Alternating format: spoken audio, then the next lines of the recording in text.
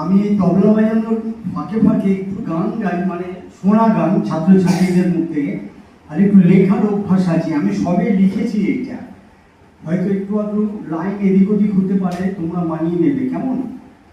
আমার আজকের যে ছড়াটা তার নাম হচ্ছে খুনসুটি। এক পরিবারের স্বামী স্ত্রীর গল্পগুলি শোনো। সুখে ভরা জীবনে তাদের অসুখ ছিল না কোনো। স্বামী ছিলেন কবি স্বভাবে, স্ত্রী গানের দিদিমণি। দুজনেই দুজনকে সম্মান করত, সবাই আমরা জানি। স্ত্রী কোনো প্রশ্ন করলে স্বামী ছন্দে উত্তর দিত। স্বামীর প্রশ্নের উত্তরে স্ত্রী দুকলি গান শুনিয়ে দিত। এভাবেই জীবনটা তাদের কাটছিল ভালো। হঠাৎ করে কি যে হলো, সব বেসুরো হয়ে গেল। আমি তো তোমাকে চাইনি জীবনে, তুমি এই অধমকে চেয়েছো।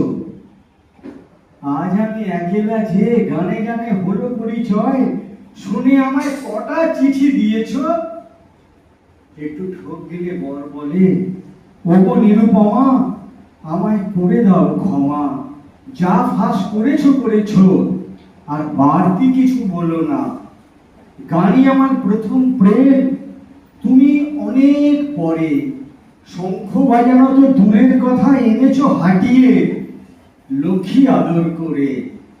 সারাদিন তোমার ছন্দে ভরা ছড়া আমায় শোনাতে। আমি কেমন করে গান করি বলে তুমি তখন প্রশংসায় আমায় ভরাতে।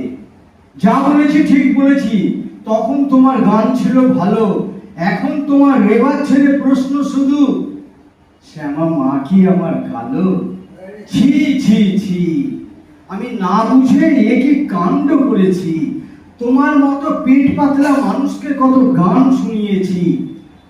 তোমার ছন্দে আর আমার গানে হয়েছিল দুজনার পরিচয়। সারাদিন তোমার কথা ভেবে আজ ভারী দুশ্চিন্তা হয়। আমি যদি পেট পাতলা হই, তাহলে তুমিও বুদ্ধিতে মাথা মোটা। পাশের কেউ আসলে ঘরে বসাও তাকে আদর করে। বন্ধ করো রেওয়াজটা। সখী ভাবনা কাহারে বলে, যাতনা কাহারে বলে। আমাদের ছন্দ গানের খুনসুটি যেন এভাবেই সারাটা জীবন চলে।